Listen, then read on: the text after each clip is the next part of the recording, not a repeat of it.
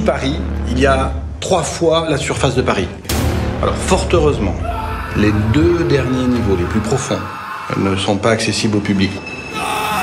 Il se passe des choses étranges dans les sous-sols de Paris. Dans le thriller Nox sur Canal+, une flic à la retraite cherche sa fille, elle-même flic, disparue lors d'une enquête dans des carrières souterraines.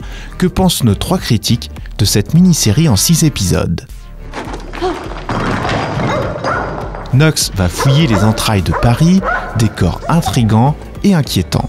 Et ça faisait longtemps qu'on n'avait pas vu ça. Alors il y a une tradition dans les vieilles séries de l'ORTF où on découvrait des sociétés secrètes dans des décors cryptiques. Enfin bon, c'était bien avant les années 80. Donc on est sous terre, dans des tunnels, dans des égouts, dans limite des catacombes. C'est le labyrinthe, c'est le Minotaure, le méchant monstre qui hante les sous-sols. Ceci étant dit, il n'y a pas de carte du sous-sol, il n'y a pas de choses lisibles, donc en fait on ne sait jamais vraiment où on est, et on est à la fois un peu paumé et un peu perdu, donc pour le pire et pour le meilleur.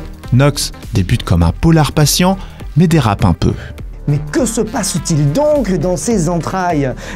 Est-on comme dans Les Compagnons de Bâle avec une société secrète, vieille série des années 60, ou alors est-ce qu'on est dans du meurtre 2.0? Le problème avec ce polar, qui est une succession de scènes de baston, de scènes d'action, c'est qu'il n'y a pas de fond pour le coup.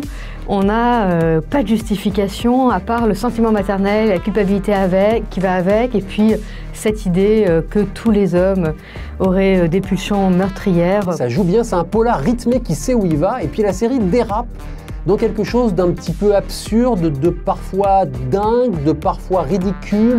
On ne sait plus trop s'il faut rire sur certaines scènes. Bref, on se paume comme les personnages, sauf qu'on est de moins en moins pris et de plus en plus déconcerté par ce qui se passe devant nous.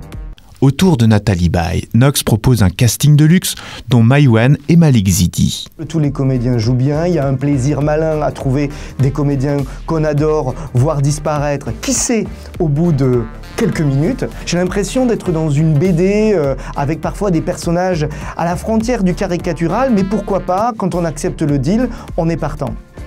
Les acteurs qui sur le papier sont tous d'excellents comédiens doivent jouer une partition assez déconcertante qui est celle de la série, qui est celle de ce glissement vers quelque chose de dingue, d'abracadabrantesque, et donc ils s'en sortent plus ou moins bien. Il n'y a que Malik Zidi qui réussit à garder les 2 pieds par terre, mais les autres lâchent prise. Alors ça peut être très excitant, ça peut être très original, mais c'est parfois faux. Celle qui fait vraiment la différence, et pourtant elle a juste un second rôle, mais tout de suite quelque chose se passe, c'est Lubna Azabal.